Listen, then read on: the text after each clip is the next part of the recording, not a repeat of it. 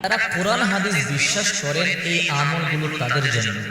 এটা এমন একটা দোয়া, যদি কোনো ব্যক্তি কোনো কঠিন রোগে আক্রান্ত হন, যে কোনো অসুস্থতা যদি আপনি পড়ে যান, যে কোনো কঠিন রোগে যদি আপনি আক্রান্ত হন, চক্ষু বন্ধ করে এই দোয়াটি পাঠ করে পানিতে ফু দিয়ে পান করবেন, ইনশাআল্লাহ আল্লাহ পাক রব্বুল আলামিন আপনাকে দ্রুত সুস্থ করে তুলবেন।